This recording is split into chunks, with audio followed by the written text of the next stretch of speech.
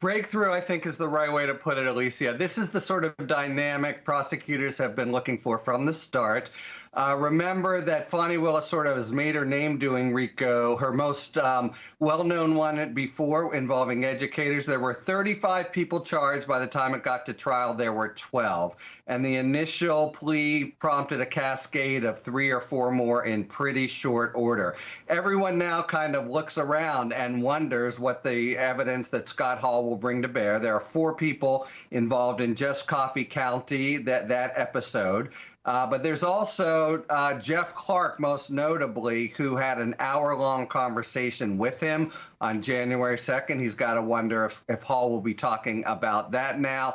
And prosecutors make clear, first, the earlier deals, better deals. Scott Hall doesn't have to serve a day in jail. That's a pretty big advantage from what they all fear, and that's what everyone is now jockeying to think about.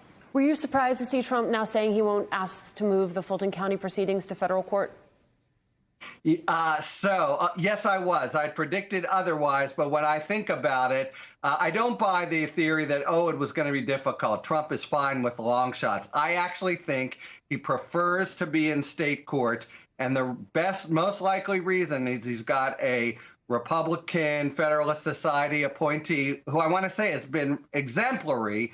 But nevertheless, that's more along Trump's fancy than the Obama-appointed federal judge who would be presiding over the federal court. So I actually think he changed his strategy, and it's purposeful. I don't think it was just, it's too difficult, so I'm not going to do it, as some have posited. I want to make sure I ask you about this gag order. One of Trump's more disturbing recent social media posts accused retired General Mark Milley of treason, suggested that he be executed. I want you to take a listen. This is former Vice President Mike Pence condemning it just yesterday.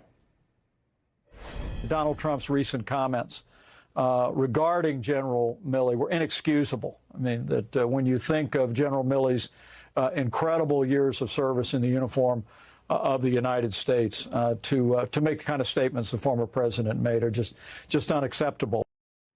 If you are the judge weighing a gag order here for Donald Trump, how seriously do you take that threat?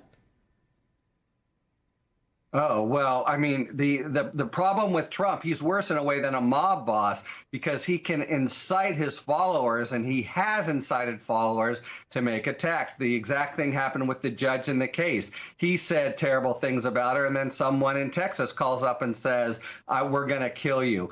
He is way beyond the pale. On the other hand, it's such a problem to try to put him in. I think the reason she made this hearing October 16th, a few weeks away, is to see if he can, maybe straighten up between now and then. I think she has no choice, basically, but to do a gag order. The real problem is she wants to leave as much space as she can to keep some leverage over him with the ultimate penalty of putting him in jail. She doesn't want to do that, but basically, if he forces her to, and that's what I think it's all about now, she'll have to do it. It really is up to Trump more than to her, as I see it.